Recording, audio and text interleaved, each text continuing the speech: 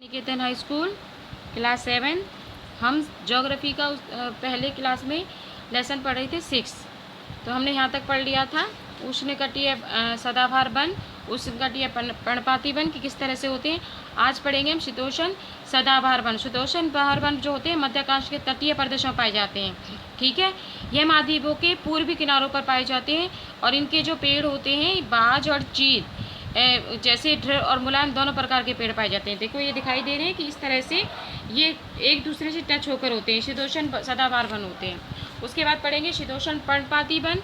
यह जो होते हैं उच्च अक्षांश की ओर बढ़ने पर शीतोष्ण पर्णपाती वन मिलते हैं। यह उत्तर अमेरिका, न्यूजीलैंड, चिली, पश्चिमी यूरोप के तटीय प्रदेशों में पाए जाते हैं। ठीक है, यह अपनी पत्तियां जो शुष्क मौसम होता है उसमें झाड़ देते हैं। इसके जो वृक्ष होते हैं वो होते हैं बांज, ऐस और बीच आदि होते हैं। इसमें जो जानवर पाए जाते हैं इन वनों में वो होते हैं लोमड़ी, भेड़िए और ज़्यादातर यहाँ के ये जानवर होते हैं। ठीक है, ये कहाँ पर होते हैं? शीतोष्ण कटिबंध में, पर्णपाती वन में। अब पढ़ेंगे कि भूमध्य वनस्पति क्या है।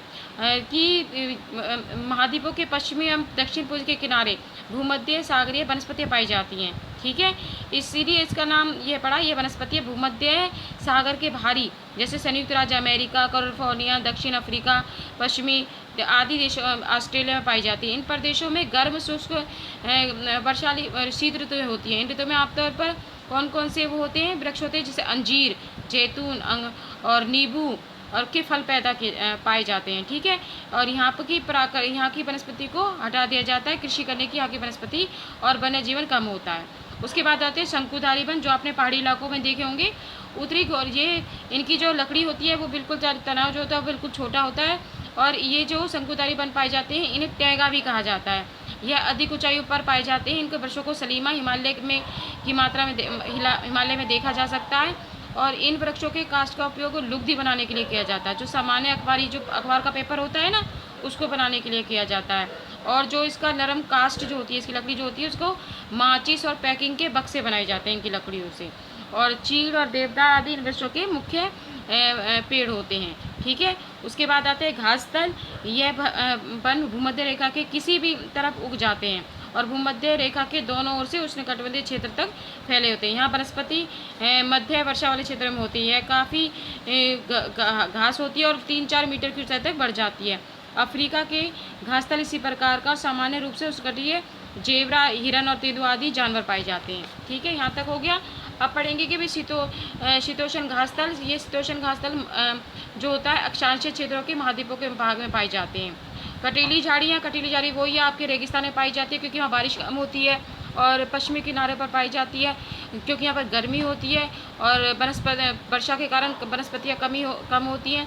और रेगिस्तानी यहाँ पर जो जानवर होते हैं वो ध्रुवीय प्रदेश में जाएंगे तो वहाँ स्थान आपको अत्यधिक जितने भी ऊपरी स्थानों पर जाते हैं ठंडे होते हैं।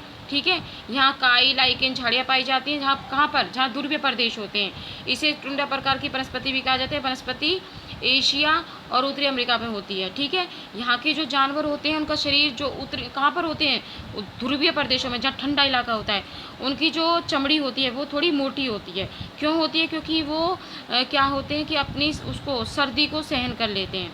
ठीक है, और सील, वालरस, कस्तूरी बैल और भालू और बर्फीली जो लोमड़ी होती है वो पाए जाते हैं। ठीक है, ये सब कौन से थे?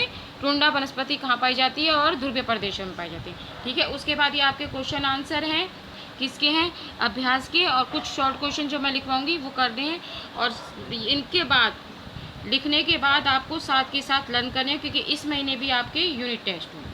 ठीक है, ये लेसन आपका 6 कंप्लीट हो गया है। उसके बाद आपको क्वेश्चन कर दिए जाएंगे, दे दिए जाएंगे। उसके बाद आप सभी अपनी कॉपियों में लिखेंगे।